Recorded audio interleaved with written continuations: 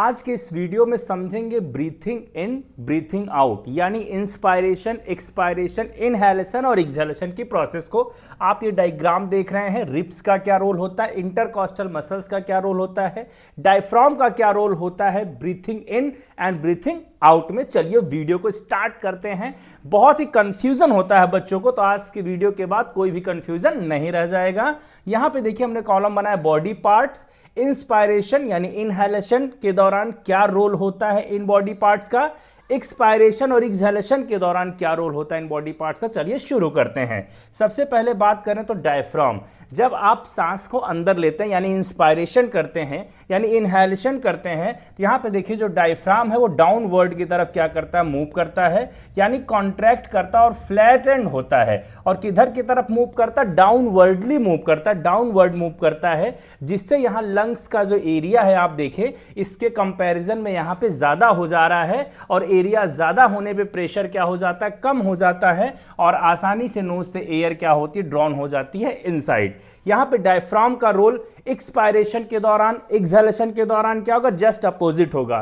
वो रिलैक्स करेगा, देखिए रिलैक्स कर रहा है और मूव कर रहा है अपवर्ड की तरफ, अपवर्ड मूव कर रहा है, एरो से आपको डिनोट हो रहा है, एंड डोम शेप हो जा रहा है। देखिए इस तरीके से डोम शेप हो जा रहा है और रिलैक्स कर रहा है। अब लंग्स का एरिया क्या कर दे रहा है, डिक्रीज कर दे रहा है। एरिया कम तो प्रेशर ज्यादा, एयर कहां मूव करेगी, आउटसाइड की तरफ क्या कर जाएगी, मूव कर जाएगी। तो ये रोल हुआ डायफ्राम का। इंटरकॉस्टल मसल्स, एक्सटर्नल की बात करें, एक्सटर्नल इंटरकॉस्टल मसल्स कॉन्ट्रैक्ट करेगा, यानी जब आप इंस्पायरेशन करेंगे तो कॉन्ट्रैक्ट करेगा, चूंकि एरिया थोरैसिक जो रीजन है उसका एरिया इंक्रीज करना, वॉल्यूम इंक्रीज करना है तो कॉन्ट्रैक्ट करेगा। और वही एक्सपायरेशन के समय और एक्सहेलेशन के समय क्या करेगा, रिलैक्स करेगा।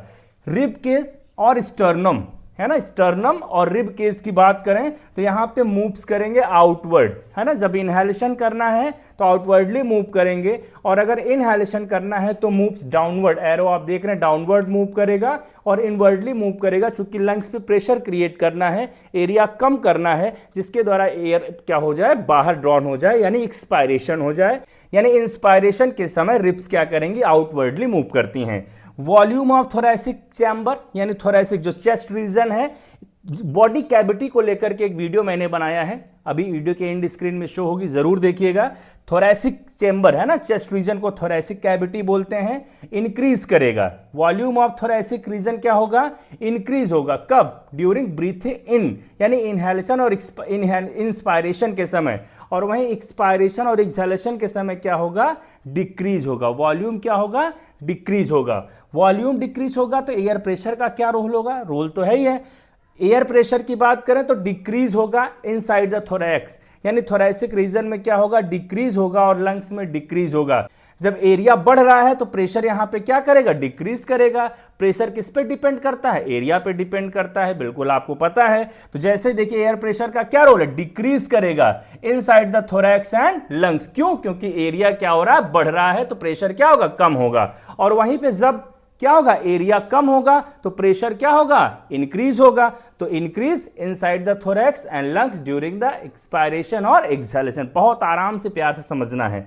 एयर मूवमेंट की बात करें तो जो एक्सटर्नल एयर है वो ड्रॉन होगी, हाई प्रेशर क्रिएट हो जाएगा, क्योंकि लंग्स में जैसे ही एरिया बढ़ेगा तो बाहर क्या हो जाएगा, हाई प्रेशर क्रिएट हो जाएगा, और लंग्स में क्या होगा, लो प्रेशर क्रिएट हो जाएगा, क्योंकि लंग्स का एरिया बढ़ गया है। ऐसी कंडीशन में बाहर से एयर यानी एक्सटर्नल एयर क्या होगी, हमारे नॉस्ट्रिल के थ्रू लंग्स में इंटर कर जाएगी। और वहीं जस्ट अपोजिट देखें तो एक्सटर्नल जो एयर होगा उसका जो प्रेशर होगा, हालांकि वो लो होगा, और लंग्स में एरिया डिक्रीज हो रहा है तो प्रेशर क्या हो जाएगा, हाई हो जाएगा, जिससे एयर क्या हो जाएगी, बाहर हो जाएगी।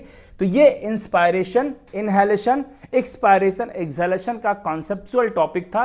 वीडियो कैसा लगा कमेंट जरूर करिएगा। ऐसे कॉन्सेप्चुअल और इंपॉर्टेंट वीडियोस के लिए चैनल को सब्सक्राइब करिएगा। वीडियो में अंत तक बने रहने के लिए आप सभी का सहृदय से धन्यवाद।